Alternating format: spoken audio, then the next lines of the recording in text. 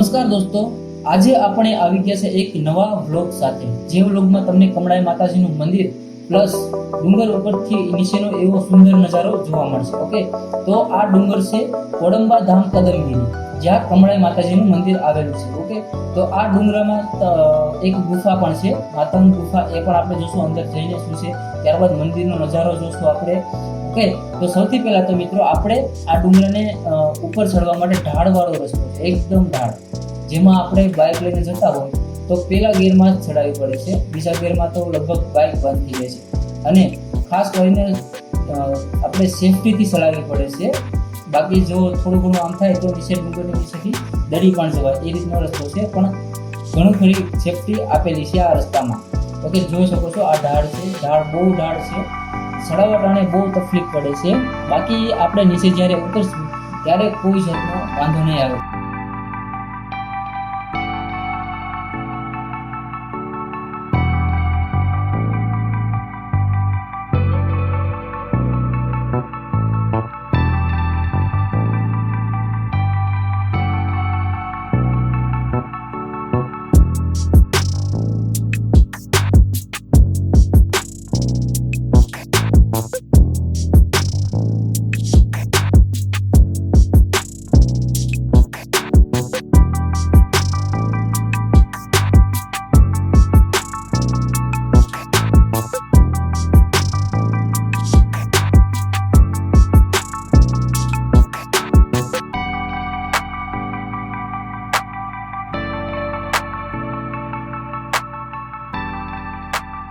તો ફાઇનલી મિત્રો આપણે ઉપર પહોંચી ગયા છે। અહીંયા આપણે બાઇકને સ્ટોપ રાખવી પડશે, આ છે બધા અમારા મિત્રો।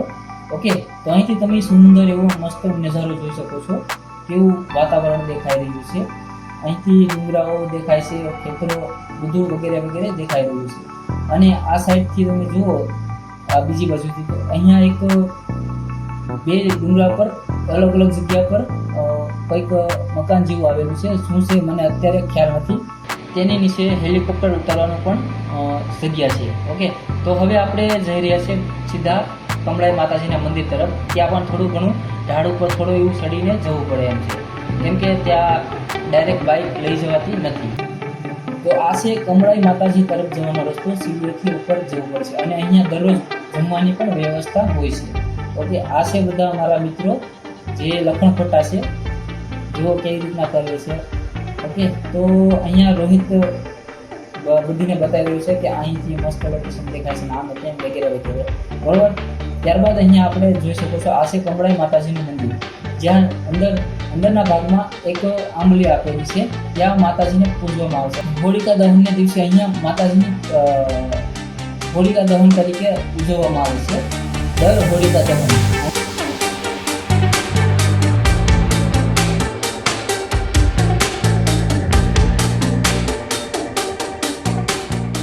અહીંયા આપણે ફોટો પાડવા માટે પણ વ્યવસ્થા ગોઠવવામાં આવી છે અને આ છે સુંદર મજાનો વ્યૂ। તો આપણે જઈએ હવે ગુફા તરફ। તો ગુફા નાની એવી છે, તેની અંદર શું છે આપણે જઈને જોઈએ। અંદરની સાઈડ માતંગ ગુફા તરીકે આને ઓળખવામાં આવે છે। ઓકે, તો આપણે અત્યારે ગુફાની વિશે જઈ રહ્યા છીએ। તો અહીંયા ગુફાની અંદર હરી દેખાઈ રહ્યો છે, જે અમારી સાથે છે।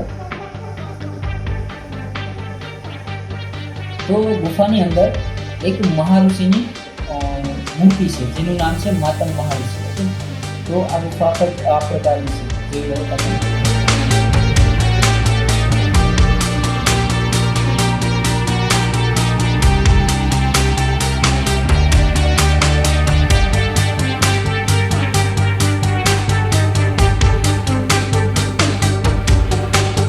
તો એની બાજુમાં મિત્રો માતંગ દેવનું મંદિર છે, ત્યાં માતંગ દેવની શરણ પાદુકાને પૂજવામાં આવે છે।